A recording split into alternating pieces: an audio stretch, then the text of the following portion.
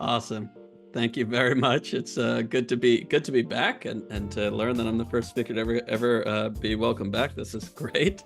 Um, Let me start this, and I'm gonna of course jump right into it. This is a little bit about my company. I don't think it's particularly important. Essentially, I've been doing this for 20 years. I started and sold a bunch of businesses in the 2000s, and I did all that based on SEO, and then finally said to myself, I just want to do SEO for a living. There's something in it that I absolutely love, and I think I've identified it as I love the idea that you can write something that is the perfect answer to what somebody is looking for, and that can cause thousands of people to see what you sell. That is fascinating to me. Um, so you guys all know a good amount about SEO. I want to tell you the history of SEO in 90 seconds, because I think all these different phases, this is totally like I made this up.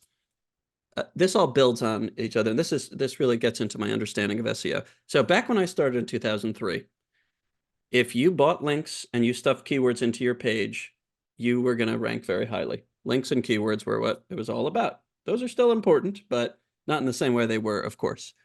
Around 2007 is when I started to see that if you had a blog on your website, you were going to get a good share of the traffic in your industry. All you needed was 500 words and a stock image, and it worked great. The internet soon became saturated, and that didn't work as well anymore. And we get into the era of hub and spoke. And I think HubSpot really did the best job in this. I think of HubSpot as almost heralding this era. They were an SEO tool back then, rather than the CRM marketing automation system they are today. And they had these long pages that essentially were defining pages on a subject. Maybe content marketing was the subject. They would write all about every aspect of content marketing in summary. Then they'd have 10 links or 15 links at the bottom, almost like a table of contents for further reading. And they would cover every aspect of content marketing or whatever they were writing about. So it'd be content marketing statistics, content marketing examples, content marketing strategy. And I don't know if they knew it or not, but they were doing something that became very satisfying to Google. It became a big part of Google's algorithm. And today I call it niche expertise. Essentially, if you show Google that you have covered every tiny little nook and cranny of a subject, then you can beat out even the websites that have far more trust and rankability in your industry. This is the basis of hub and spoke SEO or pillar pages, but this is still very important today. Now, I think we're in kind of a new era today where Google has gotten good enough at blocking out spam and people that are trying to fool their algorithm, where truly the best piece of content wins. Now, that's not completely true, as we all know. If you're a brand new website, you're not going to rank. But if you can create a piece of content that keeps people on the page a minute and a half, 2 minutes or more, that is likely to find its way to number one, especially if you have a reasonable number of links or a history of producing content that would have built trust. And I like it because it's very pure. We are where Google always wanted to be, which is they try to place the most satisfying response to the search intent behind the keyword, what the human being at the computer or phone really meant when they typed that in. That tends to rank at the top. That is what Google always wanted, but they couldn't do it earlier because there was too much ability to spam the algorithm. So I want to give you essentially like the playbook. This is what we do for our clients inside my company. This is the process of how we think about strategy. And I think this gets to the most interesting piece of SEO, like really how you do it today. So it starts with keyword selection, and we're all pretty used to that. But essentially, you have to think about the entire range of keywords that would be valuable, that would be typed in by somebody that buys what you sell. And we all know that a simple transactional keyword in my business, it would be something like SEO agency. That's the most valuable. That might be the bullseye. But there are other ways of phrasing something transactional like SEO agency that are very valuable, sometimes can be more valuable. When people think that understanding their industry is a very important part of what you do, then they might put their industry in the phrase like SaaS SEO agency.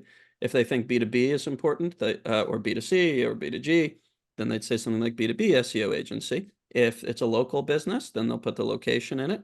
And then there's the less transactional, less likely to buy types of keywords that I call research keywords, and they can be broad or specific. Somebody types in B2B SEO strategy, you need a long page to respond to that, and it's pretty general. It's not that likely to convert to somebody that is interested in talking to sales right away, but it's still a solid keyword worth targeting, but just after the transactional ones. And then people can get even more specific and they want to know conversion rates. Those become very valuable for a reason I'm going to share later, because it's a great way to get links organically if you publish metrics and other information, other specific data that can't be found anywhere else. So once you have a loose list of keywords, then you want to put them in order, rank order them by value. Whatever the most valuable keyword is, that's number one. And you might have 100 keywords. Usually I tell my team start with 50. But the most valuable keyword's number one, and then the 50th most valuable is number 50. The word value here either means it is the most likely to bring in leads as proven by, people are spending the most on it on AdWords, or that it converts at the highest rate because you have conversion rates, conversion to customer rates or traffic to conversion rates. So you have that proven out by data. It could mean that you're going into a new product line or area of business, and that becomes very important to you to rank for these types of keywords as well. There are many ways that a keyword can be valuable, but those are just some examples. This is an example of our own keyword map, as I call it, and it's tremendously valuable to have keywords ranked by value, because later on you're going to want to update pages. Updating and republishing pages is more important than it's ever been, and I've been surprised by this. If you have a page on your website that targets a keyword typed in by people who buy what you sell, that's a valuable one, and you see that it converts a lot, you'll want to update it about once every 3 months. It doesn't have to be a big update, but it must be republished on your website, not just updated. If you do that, you will find you maybe sank down to number 6, let's say, in the year since you last updated the page or created the page. Now you're suddenly number 3 just a week after republishing it and updating it. So tremendously important. And simply, you will not understand which keywords should be updated that week, because we all have limited time and resources, unless you know what the most important keywords are. So once you know your most important keywords in an SEO campaign, and you know the order of them, you need to understand what type of page should be assigned to each keyword. It always starts with a keyword. A lot of people try to reverse engineer. Oh, we have all this existing content on the site. Let's try to see what keyword to place in the title tag, which is, the most important SEO element on the website. But that's not the best idea. It's truly important, if possible, to start with a list of keywords that are going to bring you the greatest share of targeted clicks that'll essentially turn into the most qualified leads. And just know those keywords, and then find a way to create the best page on the internet targeting that keyword, what the human being meant that typed that in. If you create the best page, you'll rank the highest, and that often begins with knowing what type of page it is. So if somebody, types in, the best CRM software or something like that, they might be open to a landing page, a home page, a product page, something like that. But they might also want a list. So you have to understand what should be a blog, which is targeting research keywords, and what should be a main landing page on the website, a product page, a service page, a feature page, because those will take direct transactional keywords that essentially mean I want to buy something. So if you greet people with the right pages, then that is the first step to creating the best content. After that, you want to map those pages to the website so that you can picture what the website is going to look like, and what the plan is to put all these pages in a place that's not too far from the homepage, that can be easily gotten to, because Google needs to see that it's maximum 2 clicks from the homepage. And what the plan is for filling this out.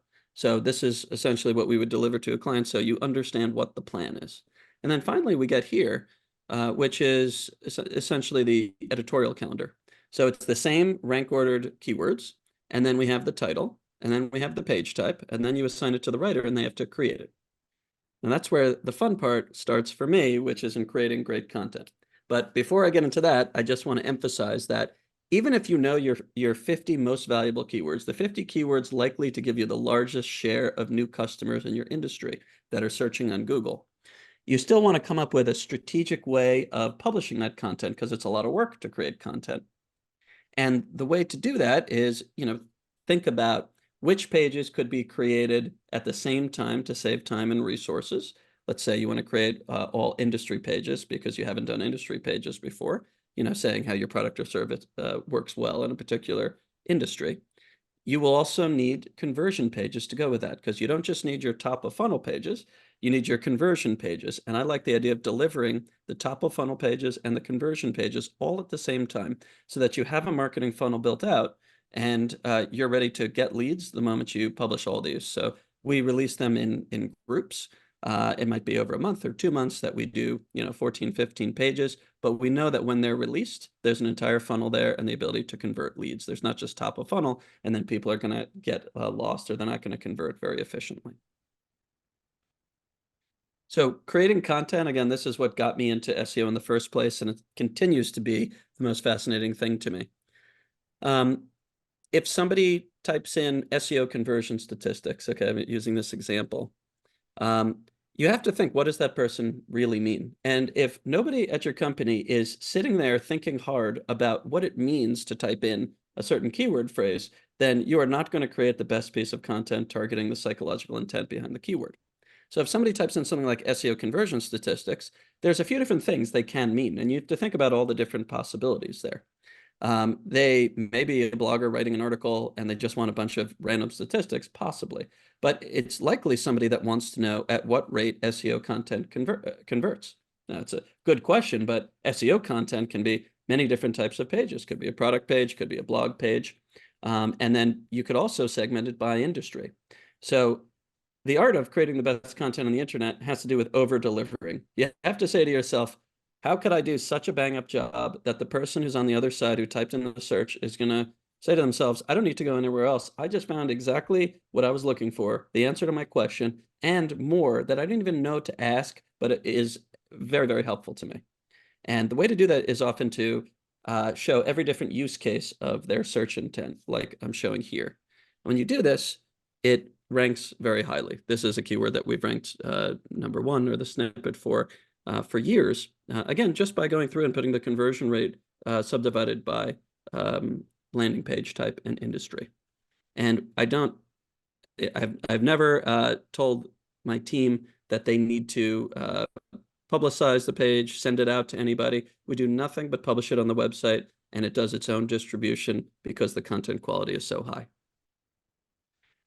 Now, I told you earlier that I was going to mention metrics pieces. These are particularly valuable. So if you look at our own keyword map, the keywords that are most important to us as an SEO company, we have the ones that are going to bring the most leads directly, but I think like the number 2 or number 3 most important keywords are ones that are going to build us a disproportionate number of links. And those are ones that put forth proprietary data. So you can do a study within your company. You can even just do a meta-analysis. Just read a bunch of other people's studies, see where you can get data to be apples to apples so you can truly combine it, and then combine the data and or place it into a table or organize it in a way that is prettier than the way other people have put forth the data. So simply innovating on the way you're communicating the information can be all that's needed for people to get more out of it, understand it better, and then share it. And a single metrics piece can produce 50, 100 links easily. We have one, I'll show you. We have a piece that is responsible for about 200 links. So I consider it responsible for millions of dollars in new business to our company. And it is not a converting piece at all. And I don't even think it's number 1. It's Google click-through rate by position. And this is something that we just did a meta-analysis for. It's, the click-through rate for each ad and then each place in the search results. So we came up with the idea of, figuring out a way to estimate this data based on other information that was out there, other studies. And we published this, and it is just a link building machine. So it causes every single page on the whole website to rank higher. And then our high converters are industry landing pages. This is semi-related, but they're somewhat metrics pieces. These are mostly the ones that actually drive the business. So I'm trying to think of the ones we have. It's always an industry name plus SEO companies. So it'd be like HVAC SEO companies, something like that. This is a list where we talk about the top HVAC SEO companies and we place ourselves first, which seems kind of silly, but it is amazing how many leads come from it. And we do this, I think you can find like 30, 40 examples of these financial services. We just published this. I don't know if it ranks at the top yet. It's number 2. But usually within, I don't know, a week or two, it shows up at the top or number 2. So it's a very, very powerful thing to do. And we get leads daily from doing these types of lists. I think we do one for just SEO companies. So we do it by year. And that, yeah, I'm glad we're number 1 for that. But this is what it looks like. And some people may be turned off by this. And it's like, well, I don't like the idea of placing myself first. And if that's the case, that's very reasonable and it may not work for your brand. But what it does is it means you cannot rank for a plural superlative term, the best software for X, the best services company for X. And a lot of people who are very serious type that in. The only thing that Google will allow to be in the search results for that, given the search intent behind it, is list articles. I don't mean listicles, I mean comparison tables. We place usually a note about our algorithm at the top, how we calculated this. We put average review score, specialty, and then we do this thing that I call Zagat reviews, like a little box that summarizes online reviews. We're just trying to think of every little way to plus it, make it better and better and better so that it can beat out Clutch and G2 and the other pay-for-play directories, because those are who we're competing with. It's super competitive, but this works exceptionally well. So the conversion funnel, as we've seen it, we've put the data together. And in this case, because we have lots of different types of clients, almost all of them are B2B. So for a mid-sized B2B, this is an industrial client that we put as this case study that has a lifetime value of 46,000. This is what the full funnel conversion looks like. Essentially, out of every 3,100 visitors, we can convert 1. So if we can get 3,100 visitors to the website, we're going to produce $46,000 for them, given the different conversion rates at each step along the funnel. That's kind of a neat way to look at it. Obviously, it's much more organic and specific than this. When it comes down to it, it has to be the right traffic, not just traffic. But this is usually what I see, and I end up really liking that. So just as a last thing, I want to talk about AI, because that's probably the most interesting thing nowadays. I was more worried about AI than what actually has happened so far as like, could AI take over all of content marketing? So far, I'd say the answer is a resounding no. The typical way that somebody would use AI, that's a CMO or somebody heading up marketing in a company, is they would have ChatGPT write an article from a very specific prompt. Someone has to do a good job with the prompt. Then they'd have a human being refine it and make it better and then publish it. And we ran a direct study of that with one of our big clients, where we said, let's do some AI content exactly like that. So a human being massages it at the end. And then let's do the purely original content where it's just a human being, an expert really thinking about it. And we found that because of how much trust that website has after years and years of thought leadership marketing and SEO, it ranks very highly the first time you publish it in a week or two. It ends up ranking just as high as our content. And then it just floats down over time. And I think the reason is that there's just this kind of positionless, like it's very even and balanced tone to AI content. And people, when they have a high stakes decision, so I only mean keywords where time and money is at stake, they want an opinion. They want to hear an expert, and they want to hear something that's more editorial than perfectly balanced, neutralized, sterilized type of content. And so that's what I find as far as like in my company, there's a rule that you can never, ever have AI write a single line of content. That is forbidden. And it's not because I have a problem with it. I don't. If that ranked at the top, absolutely do it. And Google doesn't mind either. Google will happily rank at the top AI content, generated content, if they think it's good. But it's just because it cannot satisfy a searcher as much as a human being can right now. In 10 years, maybe it can, but not right now. What it's great for is producing charts and graphs and interesting tables to tell it to, graph the price of corn or something like that from 1900 to today. That's an interesting thing it could do very quickly. It's wonderful for persona training. So we might say to someone in our company, you're targeting, somebody that is a CMO at a CPG company that's a $30 million company, and they are about to go to a new product line.